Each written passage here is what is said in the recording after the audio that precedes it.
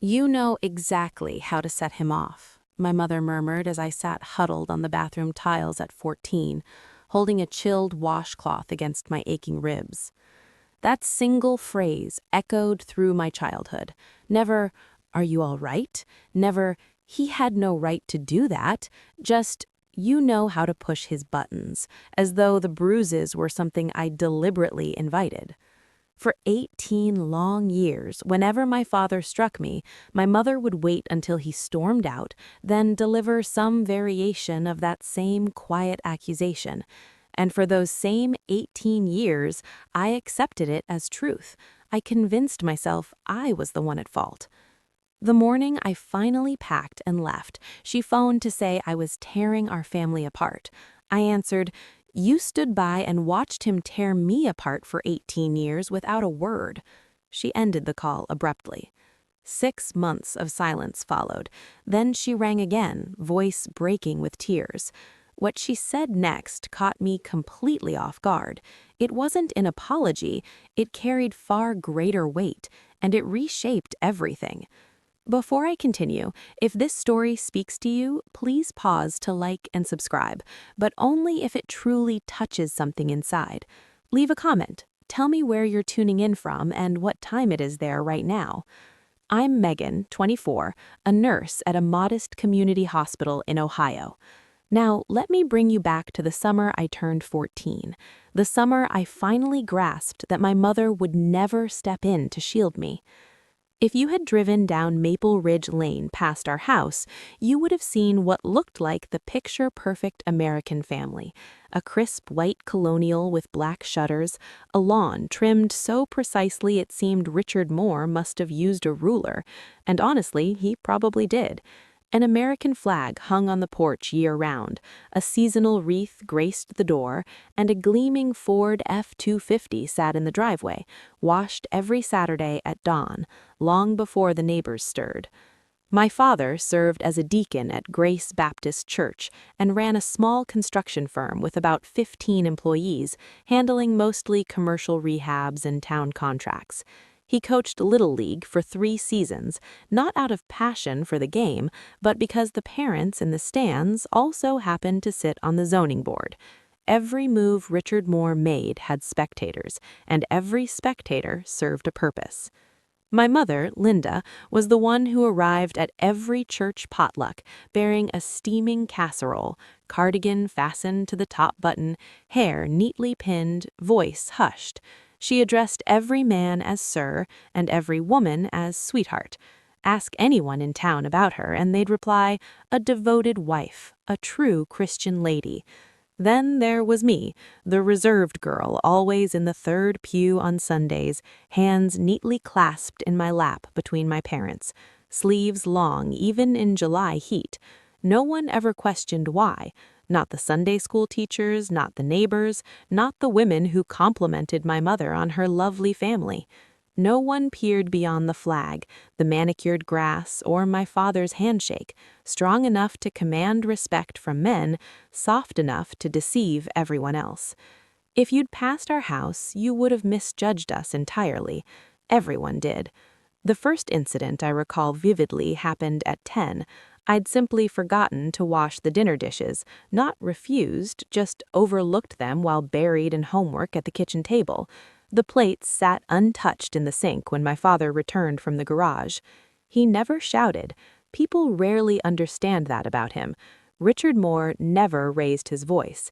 He drew his chair out deliberately, placed both palms flat on the table, and in that calm, measured tone that still stiffens my spine, said, "Come here." The bedroom door shut.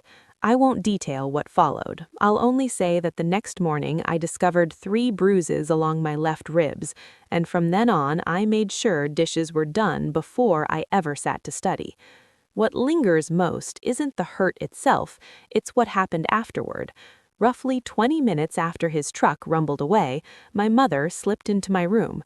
She perched on the bed's edge, eyes fixed on my face rather than the marks, and whispered, "You know Daddy can't stand a messy kitchen. Why do you insist on provoking him?" As if I'd flipped a switch, as if the violence were merely the logical result of my own negligence. I was 10. My brother, Ethan, 4 at the time, sat in the next room absorbed in cartoons through it all.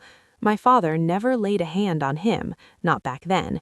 Ethan was the son, the name bearer, the one called Buddy and brought along to job sites on weekends. I once believed the difference was straightforward. He was good and I was the trouble. It took another 14 years to see that wasn't the case. By 14, I'd made 3 trips to the emergency room. Each followed the identical routine.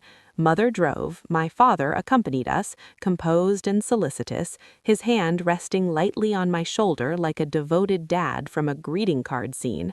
"She's so accident-prone," Linda would explain to the triage nurse with a gentle cuckle. The nurse would return a smile.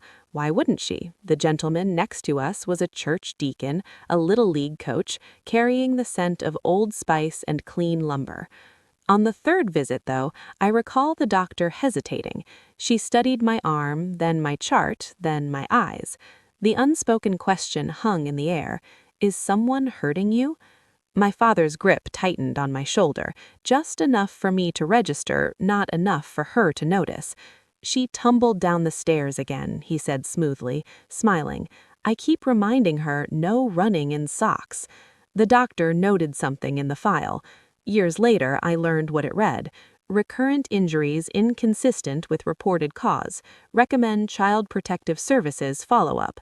But no one from CPS ever arrived. In a small town where Richard Moore had clasped hands with everyone from the fire chief to the county clerk, a scribbled note remained merely that, a note.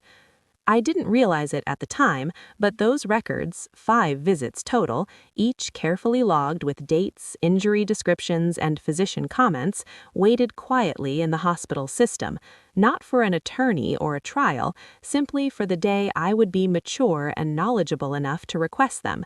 That day lay 10 years in the future, yet the documentation had already started. At 16, I landed a part-time position at the pharmacy on Grant Street. I didn't seek my father's approval. Instead, I asked the school counselor to approve the work permit, explaining it was to save for college, and began filling prescriptions 3 afternoons weekly for $9.25 an hour. He learned of it within days. He disapproved, not over my hours, but because a daughter with her own income was a daughter with choices, and Richard Moore never raised children to possess choices outside his control. "No daughter of mine has to work," he remarked over dinner, tone pleasant, gaze anything but. "People might think I can't support my family." I stayed on. Every cent went into a shoebox hidden beneath my bed, concealed behind outdated school books. After 6 months, I'd saved $412, sufficient for first month's rent and deposit on the tiniest apartment in the county, should the need ever arise. My mother discovered the box once. I returned home to find her in my room, gazing at it atop my desk as though it were something explosive. She said nothing at first. She simply stared at me with an expression I couldn't quite read, part fear, part something deeper, envy perhaps, or the faint shock of recognition, as though she were seeing the version of herself at 22 who had chosen differently. Then my father discovered the shoebox. He gathered every bill, counted them methodically at the kitchen table in full view, tucked the money into his wallet, and stated calmly, "Any money earned under my roof belongs to this household." I didn't weep that night. I lay awake gazing at the ceiling, then began concealing cash inside an unused tampon box in the bathroom cabinet. From that moment, I started counting the days.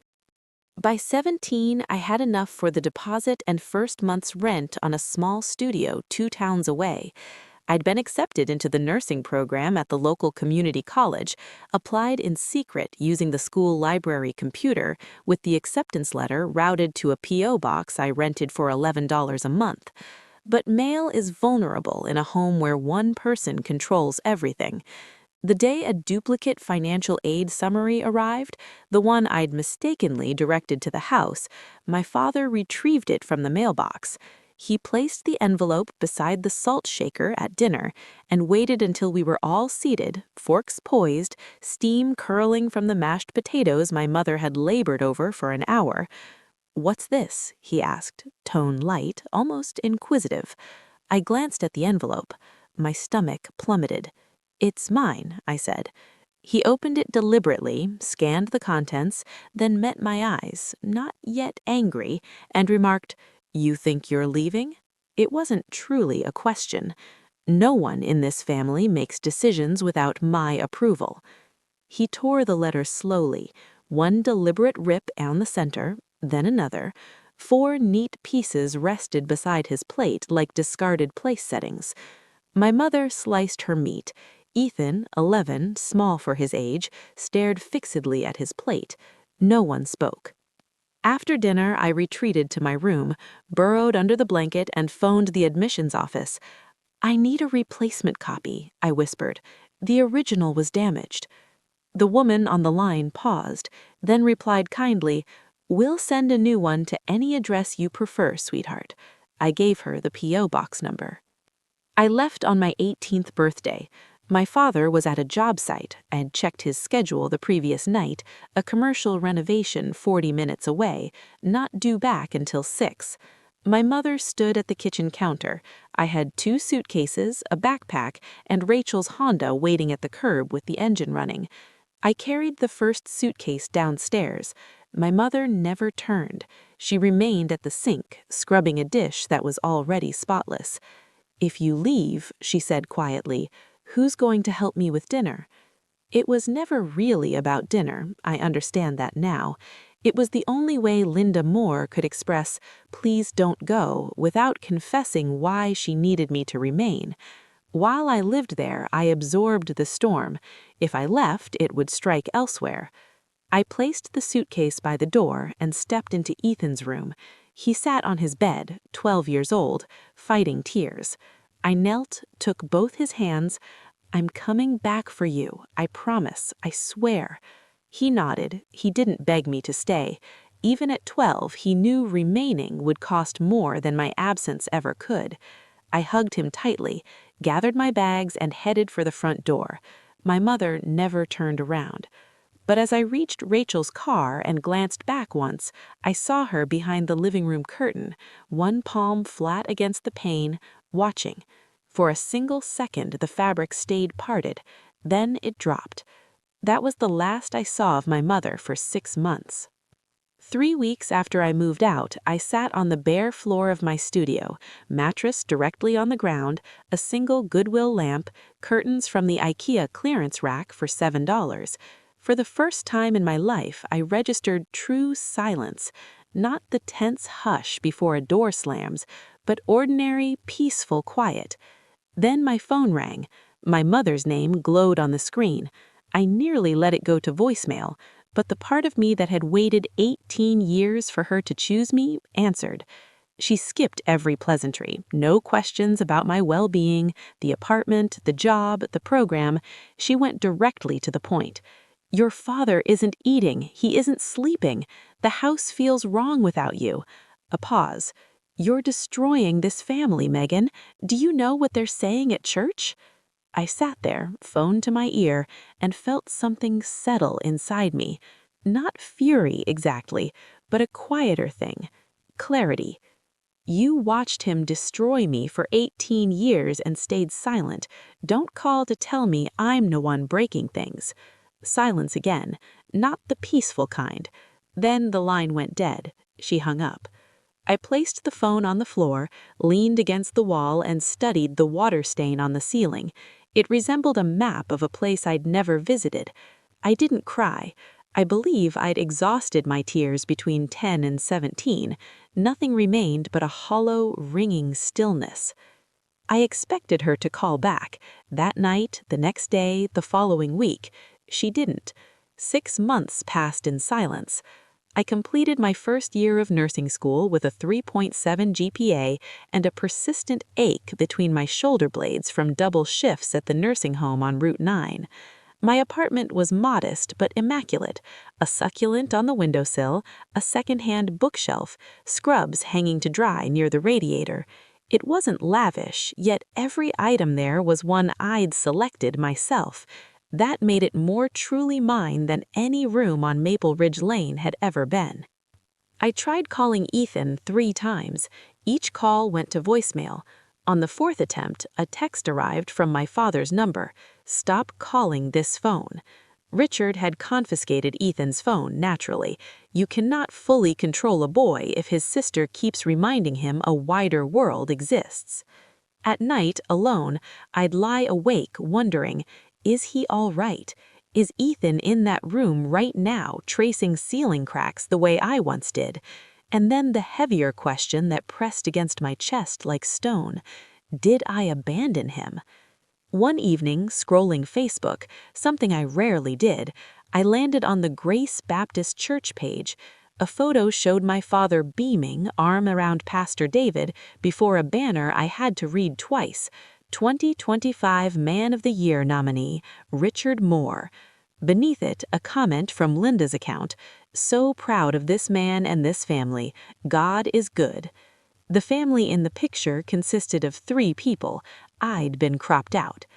I stared at the screen for a long while, then closed the app, switched off the light, and lay in the darkness listening to the silence that had once felt protective. Now it carried a different weight. Then, at 11 o'clock one mid-October night, my phone rang again. At first, I barely recognized her voice, not because it had altered, but because I'd never heard my mother cry like this, raw, unrestrained, the sound of something long contained finally shattering its vessel. "Megan," she broke on the second syllable. "Megan, please don't hang up." I said nothing. I simply held the line. He started hitting Ethan. The room tilted. I pressed my palm flat against the mattress to brace myself, as though the floor might truly shift beneath me. "When?" I asked. "After you left." Her voice trembled. Slowly at first, shoving, grabbing. Then Ethan talked back about going to prom with friends. "Your father," she faltered, unable to finish. She tried again. "He hit him, Megan, hard, the way he used to hit you." She couldn't voice the final word, but we both heard it hang between us.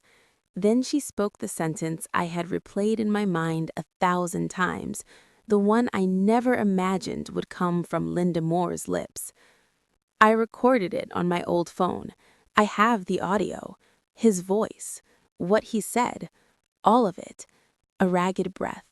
"Megan, I was wrong about everything, about all of it. I'm so sorry." I sat on the edge of my mattress in the dark, and something long sealed inside me cracked open. Not forgiveness, not yet, not relief. Something thornier. The sight of someone you had mourned as lost finally taking one halting step toward light, while grief and hope fought over the 18 years of steps that never arrived. "Send me the file," I said, "tonight, and don't delete it." She sent it at 11:47 p.m., 4 minutes and 22 seconds long. I moved quickly. The next morning, I phoned a legal aid office 2 counties away, far enough that the Moore name carried no weight, and laid out my situation. The attorney, Janet, listened in silence, then said, "You have options, but your father already owns the story. In small towns, the story is everything." She was right. While I gathered documents and researched protective orders, Richard was doing what he did best, shaping the narrative. Within days, the versions circulating through Grace Baptist Church crystallized. Megan Moore, troubled since her teens, possibly struggling with substance use, emotionally unstable, bent on dismantling a godly family for reasons no one could fathom. In private, Richard had confided in Pastor David with grave paternal sorrow. He'd tried everything, prayed for me nightly, feared I was spiraling into ruin. Pastor David called me soon after, his tone gentle yet weighted with my father's phrasing. "Your dad says you've been having a rough time, Megan. Is there anything the church can do to help?" The rumor drifted beyond the congregation. A coworker I scarcely knew stopped me in the hospital break room. "Hey, I heard you're going through some family things. You okay?" She trailed off, cheeks flushed. In a town of 14,000, reputation outruns truth every time. My father had spent 3 decades laying his bricks with precision.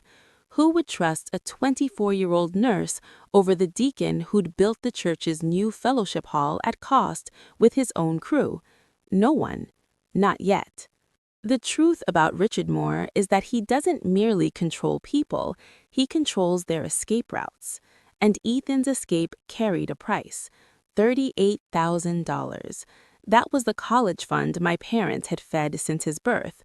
Birthday checks from Grandma Dot, tax refund windfalls, every deposit, sitting in a First National savings account solely in Richard's name. Legally, he could spend it however he chose, and he knew it. Ethan called me one night from a friend's phone, voice hushed to a thread. He'd been accepted in a solid engineering program, reasonable tuition, 2 hours from home, a genuine path out. But Richard had sat him down at the kitchen table, calm as ever. "You want this money, you follow my rules. No contact with your sister, you keep what happens here private, and you attend the Man of the Year ceremony. You wear the suit I bought you, and you smile." I closed my eyes against the ache. "Dad, I need that money. I can't pay without it. I don't know what to do." There it was, the same tether Richard had once fastened around me, only now weighted with a larger sum. He wasn't a father safeguarding his son's future. He was a man who understood that the most economical cage is built from someone else's dreams. "Don't do anything yet," I told Ethan. "Don't agree, don't refuse, just wait." After we hung up, I sat at my kitchen table with a legal pad and listed 3 items. My ER records, I had the right to request them. Linda's audio recording, Ohio is a one-party consent state. I needed a platform, and Richard had just handed me one. 2 days later, my phone rang. Not my mother this time, my father. His voice flowed warm and easy, the same timbre he used at church barbecues and town council meetings, the one engineered to erase any memory of what else he was capable of. "Megan, sweetheart." He hadn't used that endearment in years. "I know we've had our differences, but I'd like to leave them behind. The church is hosting the Man of the Year dinner next Saturday. The whole congregation will be there, 200 people maybe, more. I want our family on stage together, all 4 of us. Show everyone the Moores are united." I held the phone in silence. "Pastor David thinks it would carry real meaning," he went on. "The prodigal daughter returns. People love that story." I understood precisely what this was. Not reconciliation, but stage management. Richard required the portrait of wholeness, his wayward daughter restored, smiling at his side. The rumors he'd seeded about me only held if I remained absent. My willing return would validate them as delusion. It would crown him the devoted father. Case closed. Refuse, and he'll broadcast, "See? She's too far gone. Even her own father can't reach her." Accept, and I'd step back into his frame and vanish inside it. Either path, he prevailed. Unless I arrived with my own script. "I'll be there, Dad," I said. He exhaled. Relief. Triumph. That's my girl. I hung up and stared at the wall. For the first time in my life, my hands remained steady before speaking to my father. He'd invited me onto his stage. He had no idea I was bringing my own. The plan was straightforward, yet it depended on people who had spent lifetimes avoiding courage. I called my mother the following evening and told her exactly what I intended. bring the medical records, play the audio, and allow the truth to stand before the same 200 people my father had performed for over 3 decades. I need you there, I said. I'm not asking you to speak. I'm only asking you to stand. The silence stretched so long I wondered if the call had dropped. Megan, I can't, Megan. Her voice shrank, the same diminished tone she used at dinner when my father questioned the dryness of the roast, the state of the laundry, the volume of the house. The voice of a woman trained year after year to occupy as little space as possible. You don't know what he'll do. Everyone in that church trusts him. They'll look at me like Like what, Mom? Like I let it happen. I let the words settle, because she had, and she knew it. That knowledge would either freeze her in place or finally propel her forward. I could not choose for her. You did let it happen. I said it not out of cruelty, but because it was the truth. And if we were about to stand before a room full of people and speak the truth aloud, we first had to speak it to one another. But you also pressed record, I added, and that matters. Another silence, longer this time. I'll try, she whispered. I'll try to be there. I hung up knowing that try was not a promise. My entire plan rested on the woman who had spent 28 years perfecting the art of vanishing, and I was asking her to step into the light. The next morning, I drove to the county hospital, the same building where I had been brought 5 times before turning 16. I knew its corridors, its systems. As a nurse who had spent 2 years working within healthcare records infrastructure, I understood one fact with absolute clarity. Under HIPAA, every patient has the legal right to request their own medical records. No court order, no attorney, just a signed authorization form and valid identification.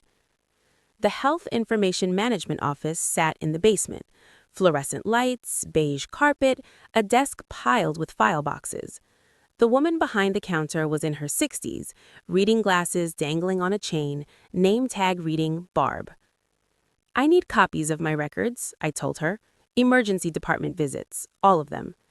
She checked my ID, typed my name, then paused.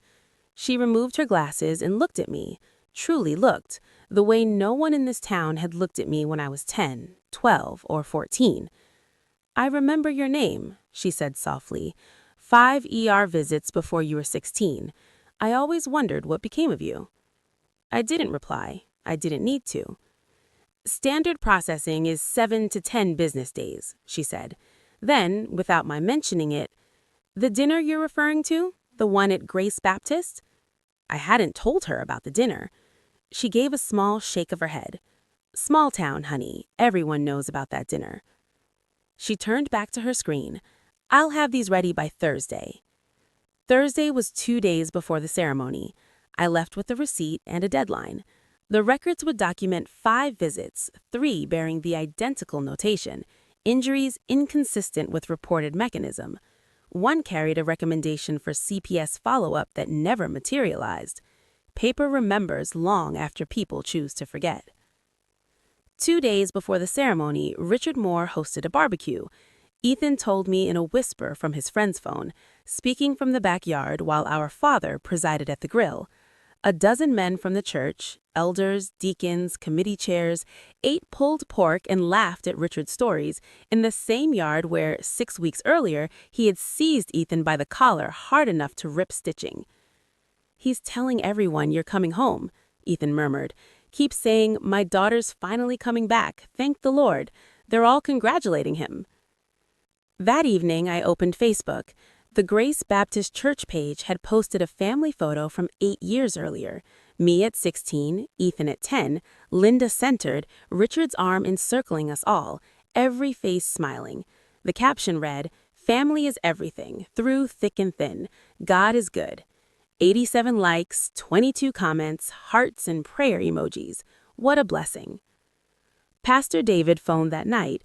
Megan, your father is so pleased you agreed to come. I believe this could mark a genuine turning point for your family. The congregation looks forward to seeing you all together."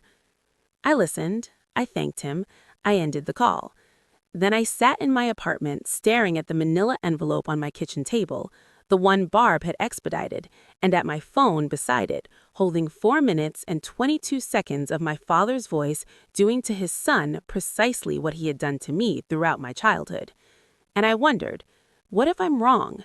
Not wrong about the evidence, those facts were fixed in black and white, but wrong about the aftermath. What if I rose in that room and 200 people regarded me the same way they always had, as the problem? My phone vibrated. Ethan again, from his friend's phone. "Meg," his voice was scarcely audible. "Dad made me try on the suit tonight. Said if I speak one wrong word tomorrow, he's draining every cent from the account." A pause. He measured my tie, actually stood there with a ruler to make sure it was perfectly straight. I closed my eyes. "I can't do this anymore," he said. "I can't sit up there and smile. I can't pretend we're okay. We haven't been okay my whole life." In his voice, I heard my own. At 14, on the bathroom floor. At 16, hiding cash in a tampon box. At 18, walking out the door without looking back. Except I had looked back, and the curtain had fallen.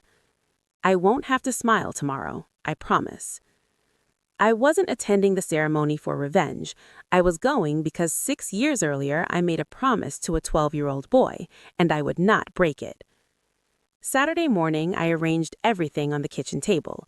The manila envelope containing 5 pages of medical records, each stamped with the hospital seal, spanning ages 9 to 15, written in the dispassionate language no one in my family had ever uttered. My phone, fully charged, Linda's audio files synced and tested. A compact Bluetooth speaker, the portable kind, no larger than a coffee cup, slipped into my bag. I called Janet at Legal Aid one last time. "If I play a recording my mother made in her own home before a public gathering, is it admissible?" "Ohio is one-party consent. Your mother made the recording, she consented, it's legal. And if you share your own medical records publicly, they belong to you, Megan. You may do with them as you choose." I exhaled. I selected my outfit deliberately. Plain white button-up shirt, black slacks, flat shoes, no jewelry, no makeup beyond what I wore to a hospital shift. I wanted to appear exactly as I was, a 24-year-old nurse who worked 60 hours a week and paid her own rent. Not the troubled daughter my father had portrayed, not a victim staging sorrow, simply a woman speaking the truth in plain, unadorned clothing. I called my mother one final time. "Mom, you don't have to speak, you only have to be present. But if you choose to say something, then say it." Her breathing came uneven. "Okay. Okay, you'll be there, or okay, you'll try?" A long pause. "I'll be there." I slid the envelope in my bag, zipped it closed, picked up my keys. The ceremony began at 6 p.m. It was noon. 6 more hours of silence, and then, for the first time, I would shatter it. At 2 o'clock that afternoon, my phone rang. Janet Dott calling from the road. "I'm an hour out," she said. Her voice carried that familiar blend of steel and gravel it had always held. 72 years old, widowed, living alone in a modest 2-bedroom house just outside Columbus, Dorothy Jennings remained the only person in our family who had ever named things plainly. Dot had tried to rescue us once before. When I was 8, she visited for a weekend. I wore a short-sleeved t-shirt, unusual for me even then, and when I stretched to reach a glass from the cabinet, the sleeve slipped back, revealing the bruises. She said nothing to me. She went directly to my mother. I stood in the next room and heard every word. "Linda, what happened to that child's arm?" "She fell. She's clumsy." "Linda, I gave birth to you. Don't lie to me." My mother wept, but she stayed. Dot phoned Child Protective Services herself. A caseworker arrived, asked questions, and departed. My father managed it the same way he managed the ER visits, the same way he managed everything. Handshakes, charm, the subtle machinery of a man who knows every name in a small town. After that, Dot was no longer welcome on Maple Ridge Lane. 16 years later, she was driving 2 hours on a Saturday afternoon to claim a folding chair at the rear of a church fellowship hall and witness her granddaughter do what she had once lacked the leverage to accomplish. "I've waited 16 years for someone to do what I couldn't," she told me over the phone, voice firm and unyielding. "I will be in that room, Megan. Whatever happens, I will be there." I told her I loved her. She told me to drive carefully. That was enough. The fellowship hall at Grace Baptist Church carried the scent of carnations and lemon polish, round tables cloaked in white linen, paper programs at every place setting, gold lettering, a cross at the top, and centered beneath it, Man of the Year Award honoring Richard Moore. A podium stood at the front, microphone flanked by twin floral arrangements and a banner that must have cost $300. The banner declared, "Faith, Family, Service." I nearly laughed. 200 people filled the space. Church elders, their wives, entire families from the congregation, business associates, a handful of local officials, the quiet network that actually runs a small town. Not through statutes, but through favors and handshakes. My father knew every face in that room. He had built a deck for one, supplied lumber for another's garage, funded a third's daughter on a mission trip. Every kindness had been an investment. Tonight was the payout. Richard stood near the head table in a navy suit, red tie, gold cufflinks flashing each time he gestured, which was often because Richard Moore spoke with his entire body whenever he had spectators. Linda stood beside him in a pale floral dress, hands folded tightly in front, gaze lowered. Ethan sat rigid in a chair that seemed too large for him, dressed in a suit he hadn't chosen, tie aligned with ruler-straight precision. I entered alone at 6:15. Richard spotted me from across the hall. His face brightened for the crowd's benefit. He crossed the room with arms wide. "There she is! Everyone, my daughter's here!" He embraced me. 200 people watched. A few clapped. I neither returned the hug nor resisted it. I simply stood motionless, arms at my sides, feeling his palms against my back. In my bag, the manila envelope pressed against my hip. Dot watched from her table in the back. At 7 o'clock, Pastor David approached the podium. "Tonight, we honor a man who has served this church and this community with steadfast devotion, a man of faith, a man of family, a man whose hands have literally raised the walls around us." Laughter rippled. Applause followed. "Please welcome our Man of the Year, Richard Moore." A standing ovation, 200 people rising as one.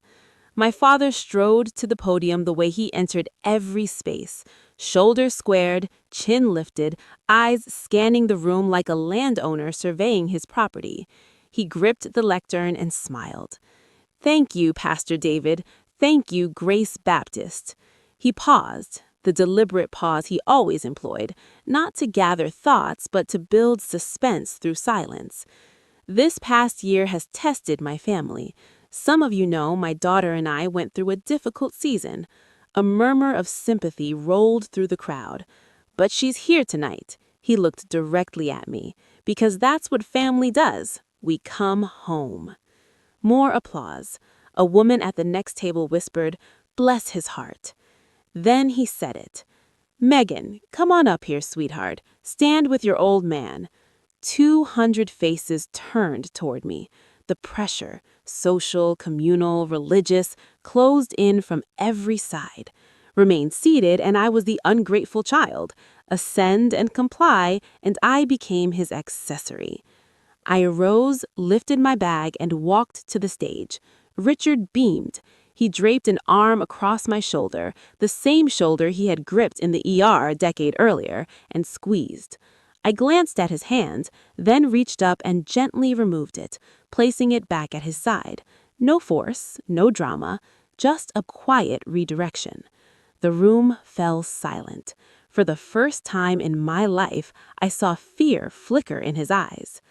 I stepped to the microphone.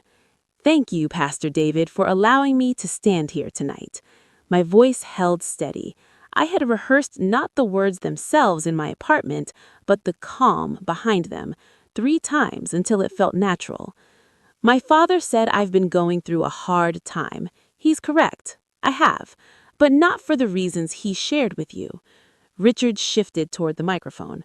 "Megan, that's enough." I sidestepped beyond his reach and continued. "I was admitted to the county emergency room 5 times before I turned 16.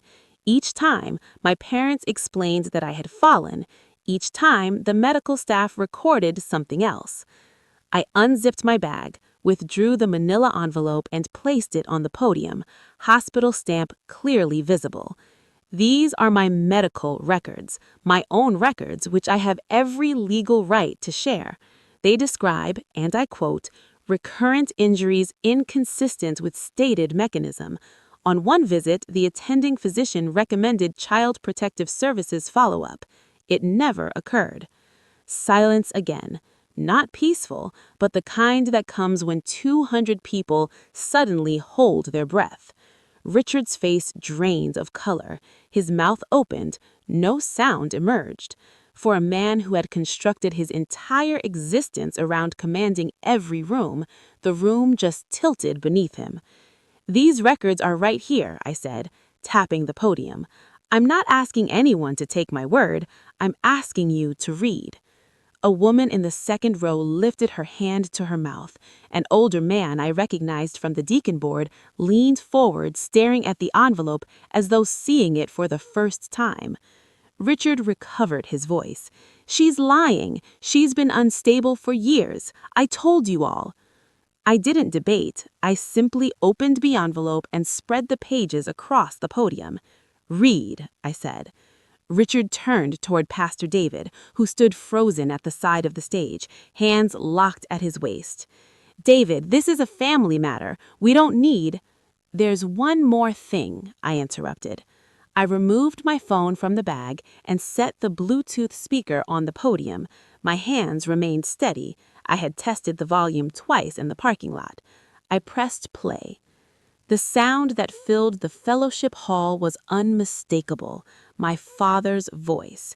Not the warm, measured baritone that had charmed 200 church members, but the real one, the one that emerged only behind closed doors. "Low, cold, absolute. You talk back to me one more time." A sharp crack, something striking something, then Ethan, my 18-year-old brother, crying out in pain. "Sit down. Shut up. In this house, what I say goes." 4 minutes and 22 seconds. The speaker wasn't loud, but in a room that silent, volume wasn't required. Every syllable carried to every table. Every gasp registered clearly. A mother near the back drew her young son closer. One of the deacons, the same man who'd laughed at Richard's jokes at the barbecue 2 days earlier, rose without a word and walked out. I stopped the recording. This was recorded by my mother, Linda Moore, in our family home last month. Under Ohio law, she had every right to do so. She was present. She consented. I scanned the room. Some faces registered shock. Some wept quietly. A few looked furious, perhaps at me, perhaps at themselves for never seeing. One woman near the front shook her head slowly, repeatedly, as though trying to erase what she had just witnessed. Richard clutched the podium's edge. You can't, that's private. That's my family." "It stopped being private," I said, "when it left bruises." A chair scraped at the rear. My grandmother stood. 72 years old, gray cardigan, sensible flats, the kind of woman who irons her napkins and tolerates no nonsense. She didn't approach the stage. She didn't need to. Her voice carried effortlessly. "My name is Dorothy Jennings. I'm Linda's mother. 16 years ago, I saw bruises on my granddaughter's arms, and I called Child Protective Services. No one followed up, because Richard Moore knows everyone in this town, and everyone wanted to believe the lawn was as perfect as it appeared." She paused, sweeping her gaze deliberately across the room, meeting eyes she had known for decades. You all shook his hand every Sunday. I don't blame you, but now you know. She sat. Then Ethan rose. My brother, 18, thin, still wearing the suit Richard had selected and the tie Richard had measured, stood with hands trembling at his sides. The room turned toward him. I'm Ethan, he said. His voice quavered, but he pressed on. I'm 18 and my dad hits me. My sister is telling the truth. He offered no more. He didn't need to. He sat again, hands gripping his knees beneath the table, knuckles white, holding himself intact. Then Linda stood. My mother, who had spent 28 years moving, breathing, existing only within the boundaries Richard Moore permitted, rose in the third row of a church fellowship hall before 200 people and spoke 6 words. I was silent too long. She's right. She pressed her hands to her face and wept. 3 people, 3 generations, and a room full of witnesses who could never unhear what they had just heard. Pastor David stepped forward. He lingered at the side of the stage for a long moment, hand resting on the back of a chair, eyes on the floor. When he finally looked up, his expression held something I hadn't anticipated, not mere shock, but shame. The quiet, precise shame of a man who had stood 3 feet from the truth and deliberately looked elsewhere. Richard, he said. His tone was even, the warmth drained away. I need to speak with the deacon board right now. Richard tried one last time. He reached for David's arm, lowering his voice to the intimate, reasonable murmur he had perfected, the one that had neutralized every awkward question for 30 years. David, listen to me. This is a misunderstanding. My family is going through a... Richard? Pastor David withdrew his arm. Not right now. The room shifted. Not all at once, not in some cinematic surge of applause. It was slower, messier. Some stared at their plates. Some whispered. A woman I didn't know, mid-50s, glasses, the sort of face you'd see behind a library desk, approached me, touched my arm, and said, I'm sorry, sweetheart. I didn't know. Now you do, I replied. A few of Richard's closest friends, the barbecue men who had absorbed his version of events for years, sat frozen. One stood and left without speaking.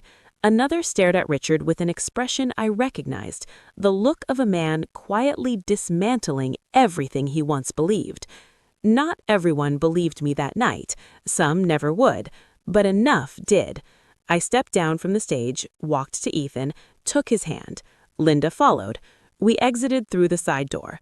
I didn't look back. 72 hours. That was how long it took for the life my father had constructed to unravel. 24 hours after the ceremony, the deacon board convened. I wasn't present, but Ethan heard from a friend whose father sat on the board. The vote to remove Richard from his position was unanimous. Not one voice spoke in his defense. The same men who had eaten his pulled pork and laughed at his stories sat in a circle and voted him out without discussion.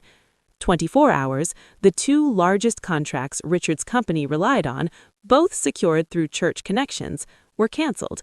The first, $180,000 renovation of the church's east wing. The second, a $95,000 community center project for the county referred by a deacon's brother-in-law. Both withdrew with identical, courteous devastation. We feel it's best to go in a different direction at this time. 72 hours, I drove Linda and Ethan to the county courthouse. We filed for a temporary restraining order. The petition included my medical records, the audio recording, and Ethan's sworn statement. The judge reviewed it in chambers, not a theatrical courtroom moment, just a weary woman in a small office reading pages and listening to 4 minutes of audio through laptop speakers. She granted the order before lunch. Richard Moore was prohibited from coming within 100 yards of his wife, his daughter, and his son. He was ordered to vacate the house on Maple Ridge Lane. The house, it turned out, had both their names on the deed. Linda had been on the title since the purchase in 1998. Richard had behaved as though he owned it alone for 26 years. He did not. He packed 2 bags and moved into a rental across town. The lawn on Maple Ridge was already growing long. The day after the restraining order was issued, Richard entered First National Bank and withdrew every cent from Ethan's savings account, $38,000, gone before the teller finished counting. He saw it as punishment, one final assertion of control. If he could no longer possess his family, he would ensure his son suffered for leaving. But Grandma Dot had anticipated that. "Your grandfather always said, 'Never let a bully hold the checkbook,'" she told me over the phone, voice matter of fact, as though reciting a shopping list. 5 years ago, quietly and without telling anyone, Dot opened a 529 education savings account in Ethan's name, $200 withdrawn monthly from her late husband's pension, $12,000, not a fortune, but sufficient to keep the path forward open. And then the church did something unexpected. Within a week of the ceremony, a group of women from Grace Baptist, the same women who had once brought casseroles to our house and complimented my mother on her beautiful family, organized a scholarship collection for Ethan. They passed an envelope during service. They posted the announcement on the church's Facebook page. They mailed in checks.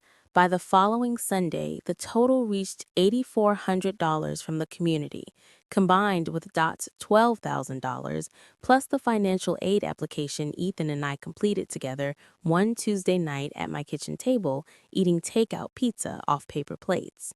It wasn't $38,000. It wasn't the gleaming path Richard had once dangled and then snatched away, but it was enough. And the cruelest irony, Richard's choice to empty the account became the final, irrefutable evidence of who he truly was, the man who would steal his own son's college fund out of pure spite. Even those who had lingered on the fence stopped defending him after that. The tether was severed. 2 weeks after the ceremony, I drove back to the house on Maple Ridge Lane. It felt strange pulling into the driveway without the Ford F-250 dominating the space. The flag still hung on the porch, the lawn had grown unevenly, the wreath belonged to last season. Linda sat in the kitchen, not cooking, simply gazing out the window at the backyard where the barbecue grill remained uncovered, rust creeping up its legs. The house was quieter than I had ever known it to be. For the first time, the quiet felt like peace rather than prelude to danger. She didn't look up when I entered, but she spoke. "Do you forgive me?" I pulled out the chair across from her, sat, and looked, really looked at my mother. I saw a woman I was still learning to see clearly, not the villain, not the savior, just a person who had been afraid for so long that fear had become her character and silence her native tongue. By the time she found her voice, her daughter had already grown up without it. "I don't know," I said, "and I don't need to decide right now." Her face crumbled. "But you stood up," I continued. "In that room, in front of everyone, you stood up. That's the first step." I didn't hug her. Part of me, the 10-year-old part that had once waited in a dark bedroom for her to return and say it wasn't your fault, longed to. But I was no longer that girl, and pretending otherwise would have been another kind of deception. So I simply sat beside her in the kitchen that had once felt like a cage and now felt only like a kitchen. We said very little. That was sufficient. A year later, the house on Maple Ridge Lane looked different. Not renovated, Linda lacked the funds for that, but changed in small, honest ways. A fresh wreath hung on the door, the lawn was mowed, albeit unevenly by Ethan on his weekend visits home. The same white Kenmore refrigerator that had stored my father's beer and my mother's leftovers for 20 years now held a photo of Ethan grinning in a college sweatshirt beside a girl I had yet to meet.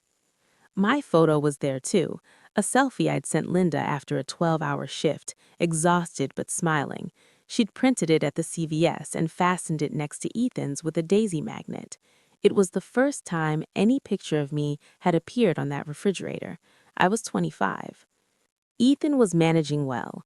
Not Harvard, not the grand trajectory Richard had once wielded as a weapon, a respectable community college near Dot's house, engineering track, part-time work at a hardware store that granted him an employee discount on tools he actually wanted. He phoned every Thursday. We talked mostly about ordinary things. Those calls became the highlight of my week. Linda had started therapy. At 50, she earned her driver's license, the first she'd ever held. The day she passed the test, she sent me a photo of herself clutching the card. Her smile was the most authentic expression I had ever seen on her face. We met for coffee every other week. Some visits flowed easily, some passed in quiet, some felt difficult, but they happened, and that was more than the preceding 18 years had offered. Richard lived alone in a one-bedroom rental on the far side of town. He had lost the deacon position, the contracts, the house, and the carefully curated narrative he had told himself about who he was. A few people still believed him, but their number dwindled each month.